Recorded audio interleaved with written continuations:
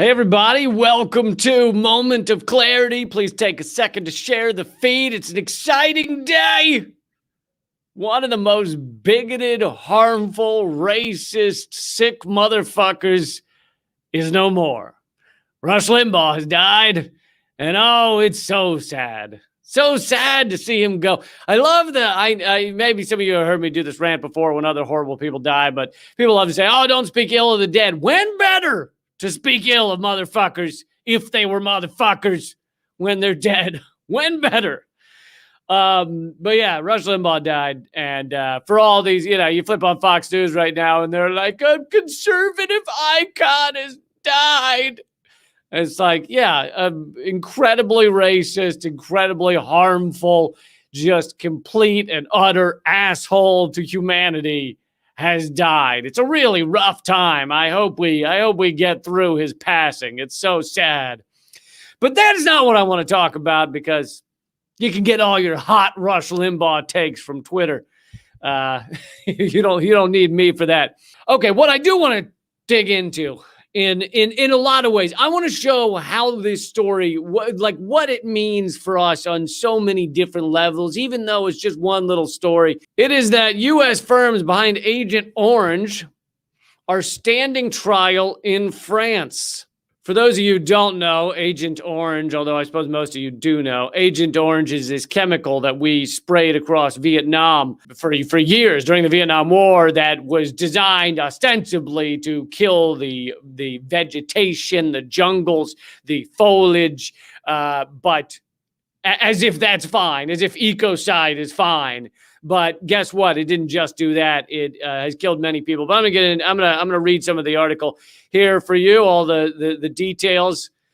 The civil complaint targets more than 20 U.S. chemical firms for their part in the production of Agent Orange, massively employed by U.S. forces during the Vietnam War. One of the crimes of the U.S. in Vietnam was the spraying of large swaths of the country with a powerful herbicide and defoliant containing the carcinogen dioxin, a chemical cocktail known as Agent Orange because of the color painted on the drums it was kept in.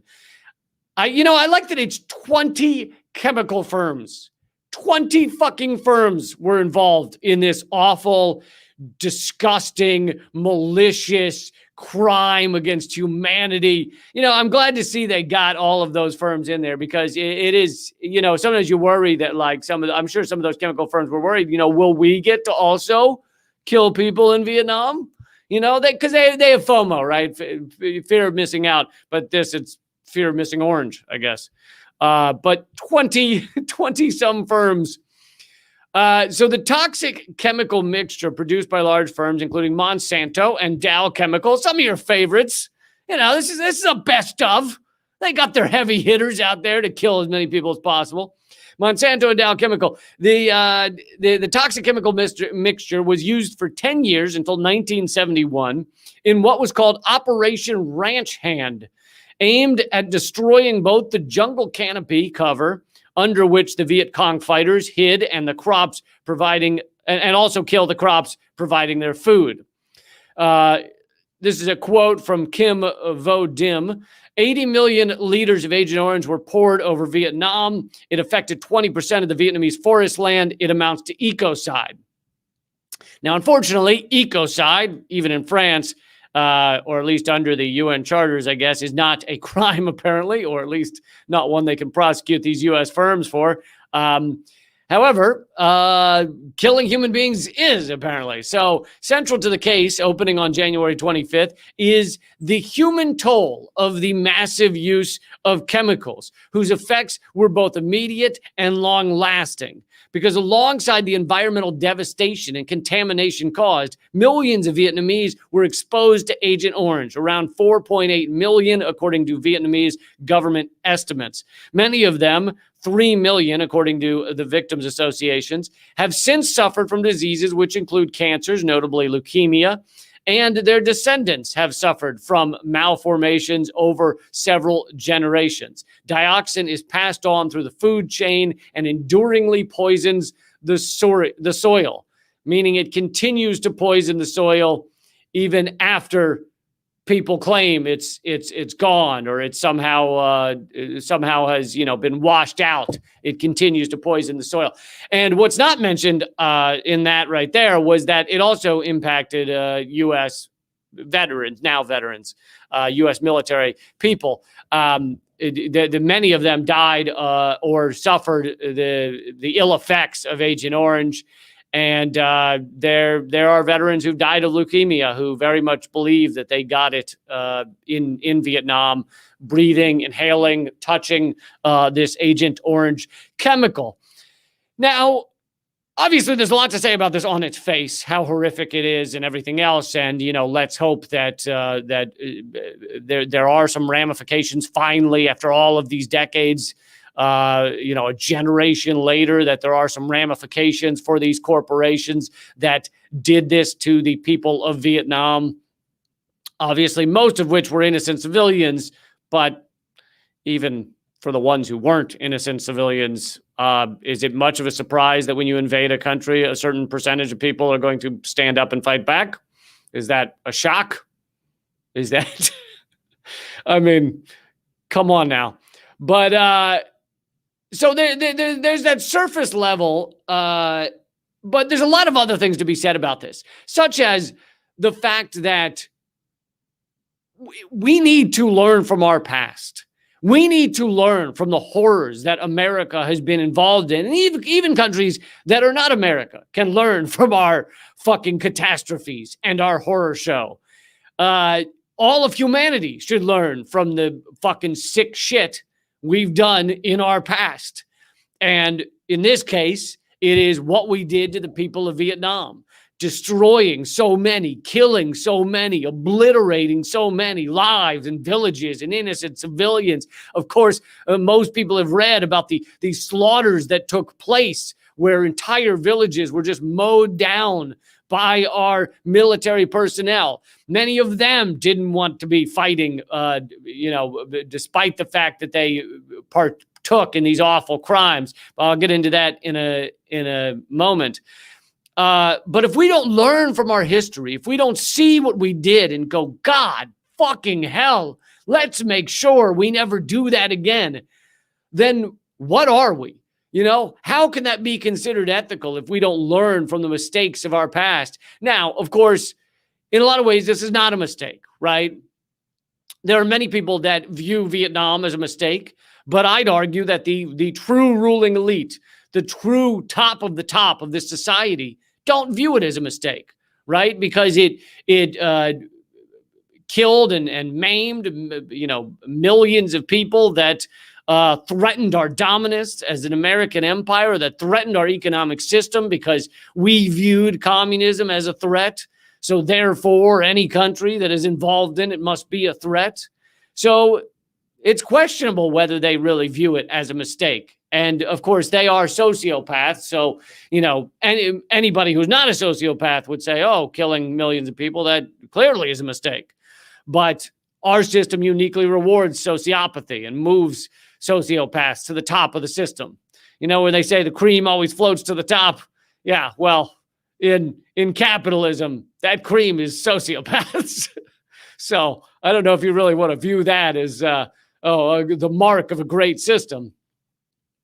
And so in order to learn from this past, we have to come to terms with these things, many of which we still have not, many of which we are not willing to dig into. We're not willing to look at. We're not willing to look at the harms that were done to our own service members in Vietnam, not to mention the innocent civilians. So, that is one level of what needs to go on here and why this trial or case in the legal system in France is important.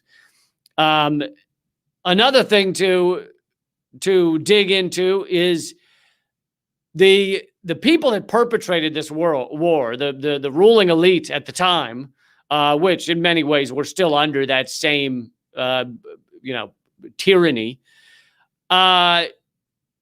This yet again shows they were willing to do fucking anything to cement their power and really control the world. They were willing to hose down millions of people, obviously innocent civilians, because you're just spraying this shit everywhere, this chemical everywhere. They were willing to, they didn't care whether people would get leukemia years later, whether children would be born deformed and ill. It didn't even bother them. The point was to dominate the world. And they viewed this as another chess piece. Vietnam is another chess piece in the game. And they were willing to dominate at all costs. I mean, if you really read on the history of Vietnam, you know, one thing that differentiates it from many of our other wars is that it was purely, it was not about territory. Many of the battles that happened in Vietnam were literally viewed as just, let's see how many of their people we can kill. And let's hope we can kill more of their people than they can kill of ours, because we have superior weaponry, and therefore they will eventually give up. So there are these, you know, just catastrophic events, you know, where it was about taking the hill, right? We have to take the hill. And so our soldiers would battle over this hill or this, you know, small mountain top for hours or days, killing thousands, you know, hundreds upon hundreds of bodies. And then they would take the hill, they'd win. So our U.S. soldiers have won that area, that Vietnam, that hill. And then they turn around and they go back, because holding that hill means nothing. It wasn't a land war. It was about getting them simply to say they surrender. And we figured that the best way to do that was just to kill as many as possible. And so you have many horrific stories about these soldiers fighting tooth and nail, killing everyone they can to try and get to the top of this hill and take the hill and then turn around and leave.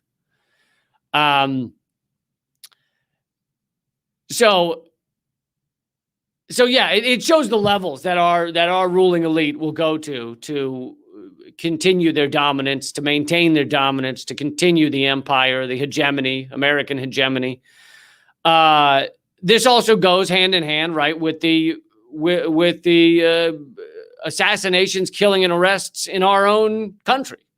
JFK, MLK, the Black Panthers, many of the Yippies, or you know, basically, for those who don't know the Yippies, they were basically hippies who became political activists, like Abby Hoffman and many in that group. And the countless number of them were either assassinated or imprisoned for decades, or had their lives destroyed in some other way.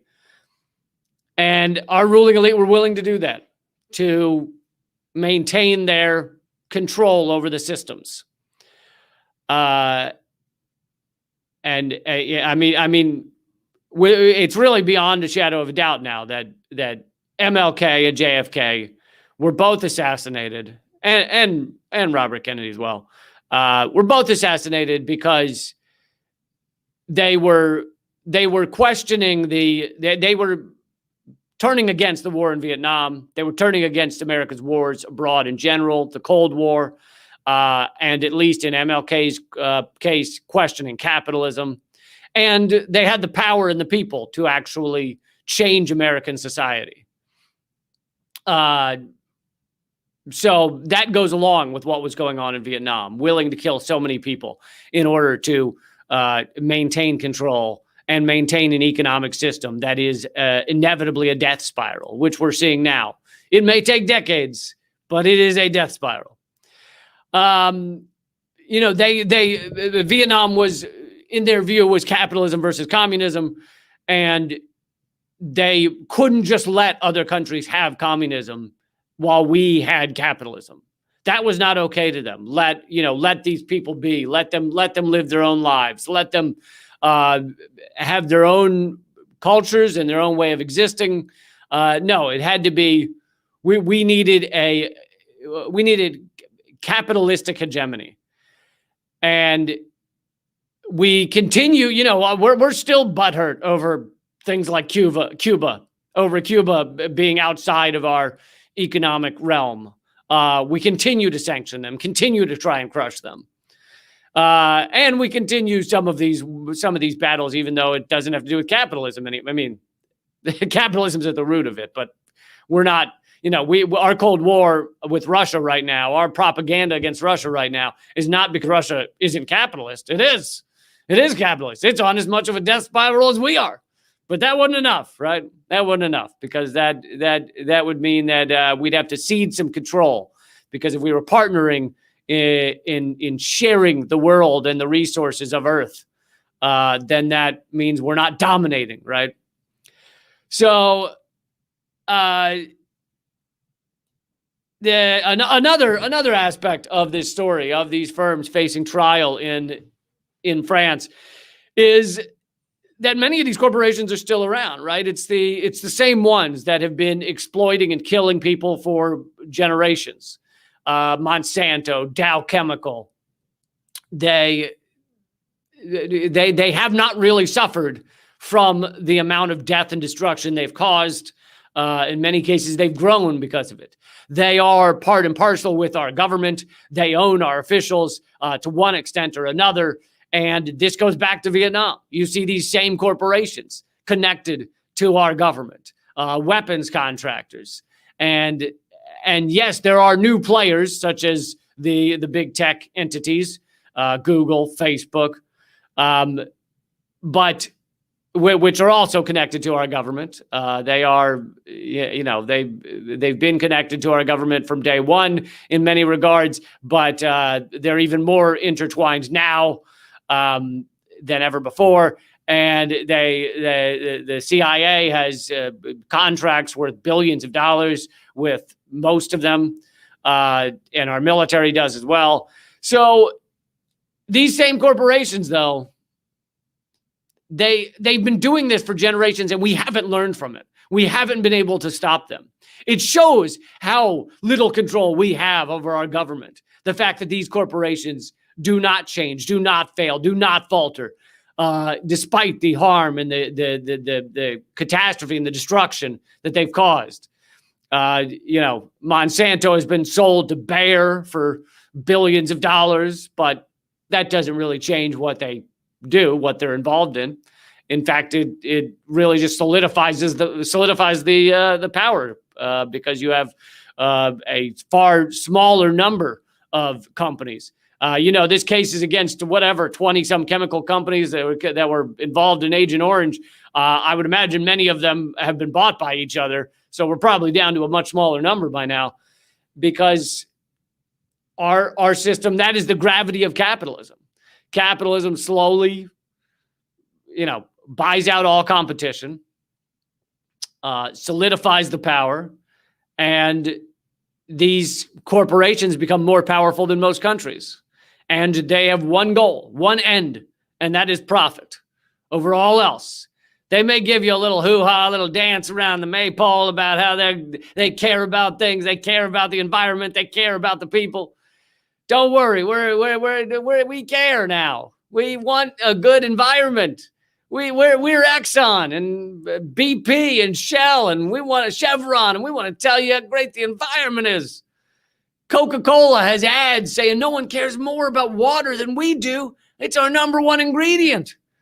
Yeah, your fucking business model is taking water and turning it into toxic brown sludge. That's the whole business model. And we're supposed to trust you with the water? Coca-Cola has been buying, and Pepsi have been buying up most of our fresh water resources, along with Nestle. These corporations, their power is immense, and they just get more powerful. They just buy each other up and solidify the power and simplify it. Simplify the system. Simplify the system of exploitation. Rather than so many competing, you can have just a few. And like I said, they are connected to our government. They really own our political officials. They either put officials in or they co-opt the officials once they get in.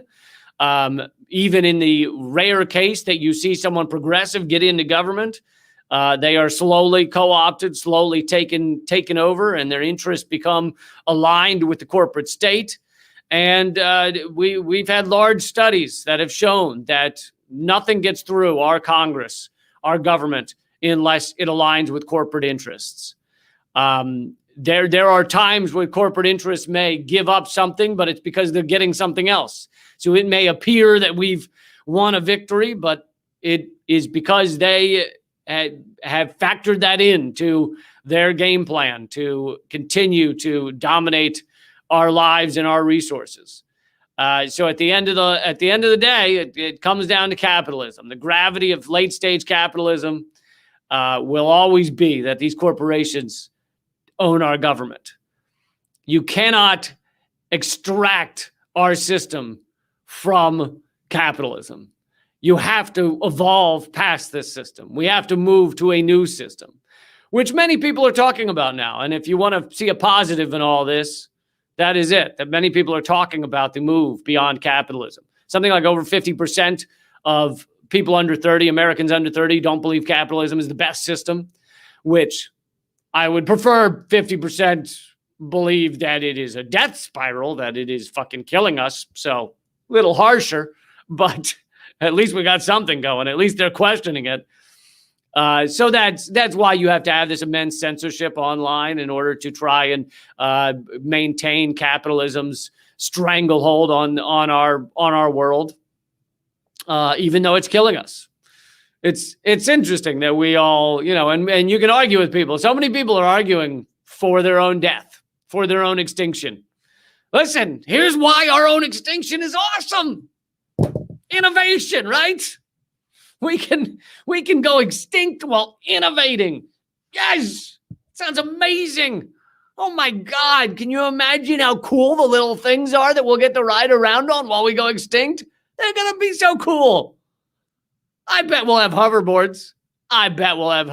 While we go extinct. Pretty awesome. Pretty cool.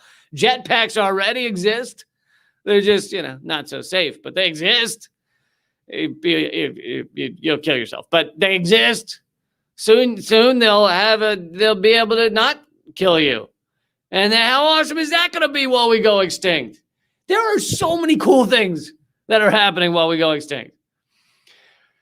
So I have a couple more things that are, I want to move on to the next factor in this article. I decided to go so deep in this article because I wanted to show how all of these things are in one little article. And it's really the same for most of your articles that you will read, if they're telling the truth, if they're not propaganda. But even that, you can dig down deeper and see all of the everything you could learn if you really think beyond where they want you to think. Beyond where they want you to go, question beyond where they want you to question. So this article also shows, of course, as do all of our wars, anything about any of our wars, shows the harm of toxic nationalism. The idea that because you live inside of some little lines that someone made up one day, hundreds of years ago, that makes you different from someone on the other side of that line. Does it? Does anyone really believe that? Or is toxic nationalism just like religion? It's just a meaningless belief that, if it makes you feel good, okay, it made you feel good. But that doesn't make it real. That doesn't make it an actual thing. These are ideas that that our culture has put in our head, and it's meaningless. And here's the thing: if we were getting a lot of benefit from it, then maybe there's an argument to be had there. Like if a group of 150 people decide to get together and live off the grid or live completely sustainably, had their own solar panels, and they grew their own food, and they were living a completely sustainable, wonderful, cooperative life, and they all treated each other right, and there's equality, and there was no fighting that economic force inevitably causes. And they've chose to view themselves as a group, then I'd be like, all right, cool. You got a cool group there. Good for you guys. There's a benefit to in that case, to them viewing themselves as a group. But the benefit of us viewing ourselves as American or Mexican or Vietnamese or Russian is it's a lot less than the harm. It's a lot less than the competitive nature of our nation states obliterating each other. It's a lot less than the fucking walls we want to build to stop poor people from making it into our area, because we can't have them because they came from on the other side of the line. What are we going to do if the people on that side of the line find their way to this side of the line? It's just idiocy. It's pure idiocy. We need to view ourselves as humans. And when we evolve to that point that we view each and every one of us as humans, and unless someone has personally wronged you, then you have no hatred against them. Until we get to that point, we will always be destructive. And the problem is our economic system enforces that point. It enforces the idea that we should hate and fear others simply because they are others. Our socioeconomic system enforces that because it creates insecurity. It tells us that there's not enough, right? That there's scarcity, when in fact there's not. In fact, we could all have. There's plenty of food. We throw out 40% of all food in America. There's plenty of food, water, housing, clothing, pornography. Probably enough drugs for everyone, too. Just saying. There's enough for everyone. But scarcity is what makes this system go round. Scarcity, the fear of I can't afford to get the food I want, or the house I want, or the car I want, or take care of my loved ones, or get health care. That fear is what makes people do awful jobs that they hate, they can't stand, and allows them to be exploited by an incredibly harmful system. So you have to enforce that fear of scarcity in order to get people to work this hard, and get people to take jobs they hate, and get people to sign up for the military when they don't want to. More on that in a second. So this toxic nationalism is part of what causes it. Of course, it's connected to the capitalist system of false scarcity.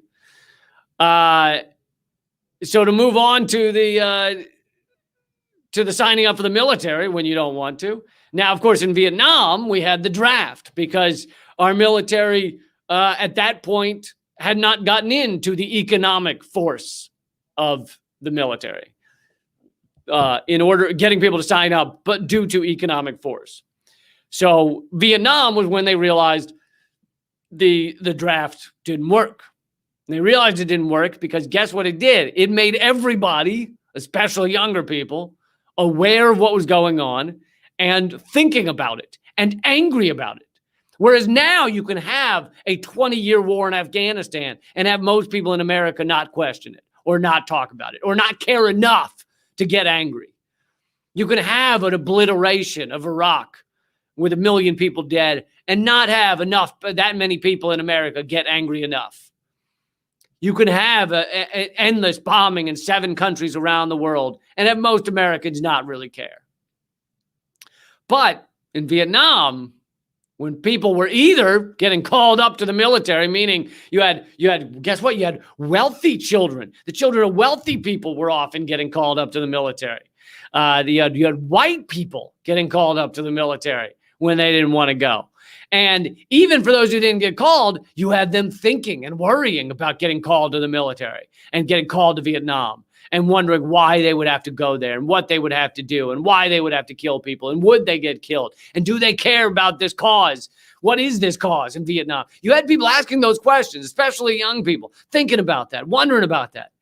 And so our government, our ruling elite, our shitheads at the top thought to themselves, this is not working.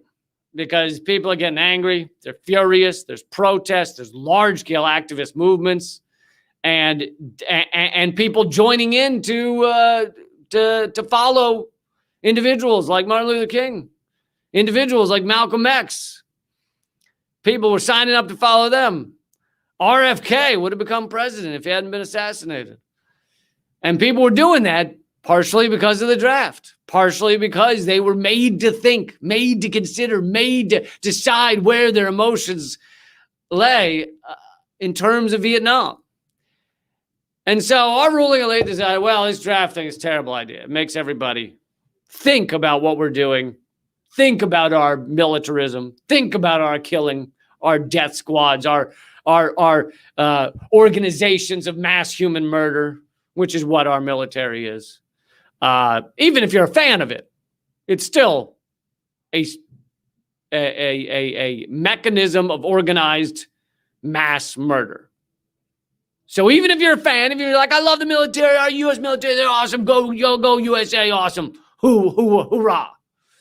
Even if you're that kind of person, you still can't deny that it's a machine of organized mass human murder.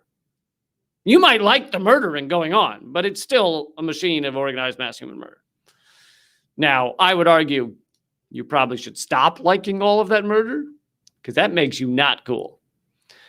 But argument for another time. So our ruling elite decided, wow, this draft is a terrible idea. We got to get people into the military without using a draft because that's, again, forcing rich people into the military. It's forcing white people who don't want to go into the military. So what do? Well, we need to make it economically, basically not a choice. We need to economically force people into the military. And what that'll do is that'll mean that it's mostly poorer people. It's mostly people that are not upper middle class. So I'm not saying it's all poor people, but most people in our military, the majority, if you ask them why they went, they'll say, or why they initially joined up, not what the indoctrination has told them now, but why they initially walked in there. Most will say that they did it for college money, did it because there were no good jobs in their area, did it because they saw no future for their, they grew up poor and they saw no future for them or their family.